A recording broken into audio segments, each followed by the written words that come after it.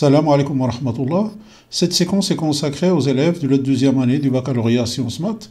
Elle comporte un exercice constitué de deux parties. Une partie sur les fonctions, notamment sur le théorème des valeurs intermédiaires, et la deuxième partie, c'est un emboîtement de cette fonction sur les suites numériques. Alors, l'exercice est le suivant. On considère la fonction f définie sur R plus par f de x est égal à x au cube plus 2x moins 1. Premièrement, petit a, montrer que f est bijective de R plus vers un intervalle j que l'on déterminera. Alors, premièrement, petit a, soit f de x qui est égal à x au cube plus 2x moins 1, une fonction définie sur R+. Montrons qu'elle est bijective. Alors, pour montrer qu'une fonction est bijective, il suffit de montrer qu'elle est à la fois continue en tout point de l'ensemble où elle est définie. Ici, elle est définie, f est définie sur R+, et montrer aussi qu'elle est strictement monotone. C'est-à-dire qu'elle est soit strictement croissante ou strictement décroissante. On a f de x une fonction polynôme.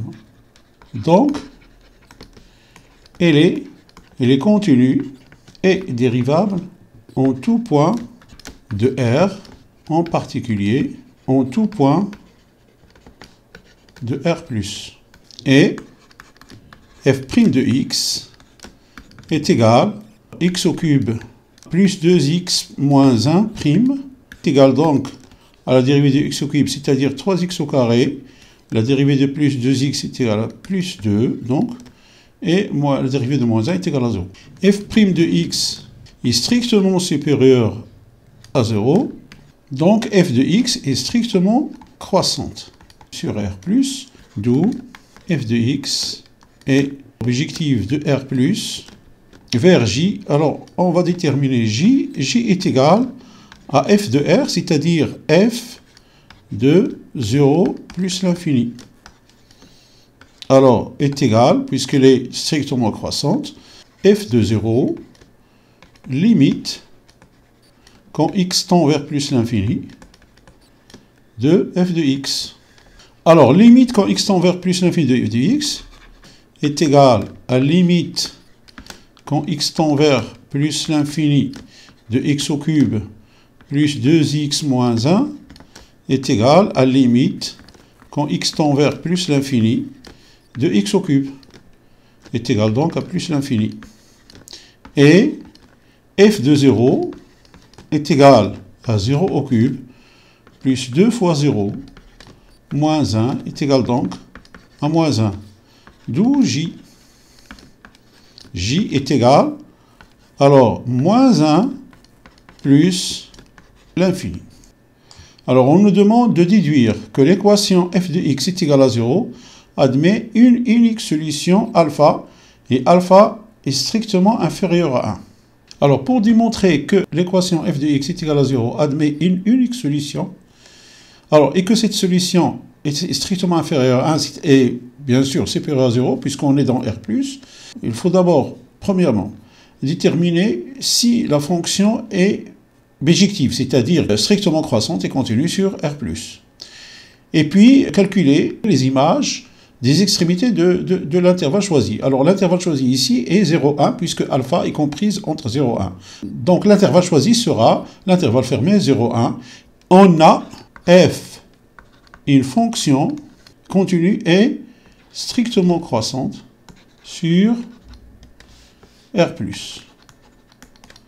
Donc, sur l'intervalle fermé 0,1. Alors, bien sûr, 0,1 est inclus dans R+. Voilà. Et comme f de x est égal à x au cube plus 2x moins 1 et f de 0 multiplié par f de 1 est égal à moins 1 fois 2 plus 2. C'est-à-dire que f de 0 multiplié par f de 1 est strictement inférieur à 0. Alors, et d'après le théorème des valeurs intermédiaires, il existe un et un seul alpha appartenant à l'intervalle ouvert 0, 1, tel que f de alpha est égal à 0. Alors, deuxièmement, soit n un entier naturel non nul, petit a montrer que l'équation f de x est égale à 1 sur n admet une seule solution Vn. Alors, deuxièmement, petit a, alors, soit n appartenant à n étoile, montrons que f de x est égal à 1 sur n admet une unique solution sur Vn. Alors, on a f de x, pardon, est égal à 1 sur n, équivaut à dire que f de x moins 1 sur n est égal à 0. Alors, on pose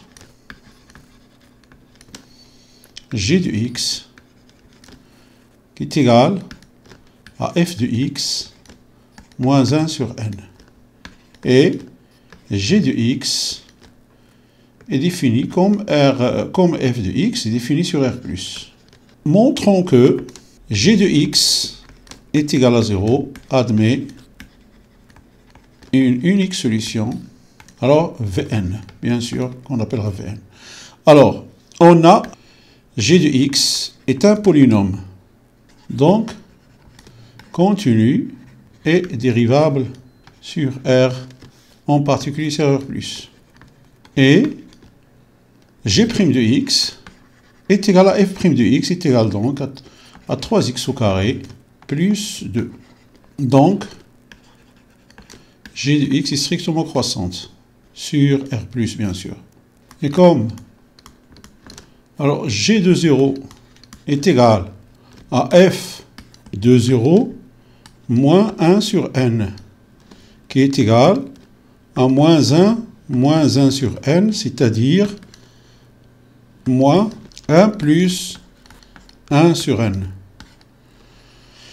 Et g de 1 est égal à f de 1 moins 1 sur n, qui est égal à 2 moins 1 sur n. Alors, g de 0 est donc inférieur à 0. On a n supérieur ou égal à 1, puisqu'il appartient à n étoile. Et donc 1 sur n est inférieur ou égal à 1, supérieur ou égal à 0. Strictement inférieur à 2. Donc 2 moins 1 sur n est strictement supérieur à 0. Alors on a g de 0, donc strictement inférieur à 0, puisque 1 plus 1 sur n est strictement supérieur à 0, moins l'expression, c'est-à-dire moins 1 plus 1 sur n, est strictement inférieur à 0, et on a g de 1 strictement supérieur à 0. Donc, g de 0 multiplié par g de 1 est strictement inférieur à 0. D'où, et d'après le théorème des valeurs intermédiaires, il existe un et un seul élément qu'on appellera Vn, puisqu'il dépend de n, appartient à l'intervalle ouvert moins 1 plus 1 sur n et de moins 1 sur n, tel que g de Vn est égal à 0, c'est-à-dire que f de Vn moins 1 sur n est égal à 0, donc f de Vn est égal à 1 sur n. Petit p. Alors, on nous demande de montrer que quel que soit n appartient à n, Vn est comprise entre alpha et 1. Donc, petit p, on a quel que soit n appartient à n étoile, c'est-à-dire n supérieur ou égal à 1 sur n, y compris entre 0 et 1. C'est-à-dire que 0 est inférieur ou égal à 1 sur n, est inférieur ou égal à 1, est inférieur ou égal à 2. Donc 0 est inférieur ou égal à 1 sur n, est inférieur ou égal à 2. Alors 0 est égal à f de alpha, donc f de alpha est inférieur ou égal. Alors 1 sur n est égal à f de Vn, on l'a démontré tout à l'heure, donc on va remplacer 1 sur n par f de Vn. Alors f de Vn inférieur ou égal, 2 est égal à f de 1, donc à f de 1. Or, f est strictement croissante, donc il conserve l'ordre de l'encadrement, donc alpha est inférieur ou égal à Vn, est inférieur ou égal à 1. Alors, étudier la monotonie de Vn. Alors, on a n appartient à n étoile. Donc, n est strictement inférieur à n plus 1.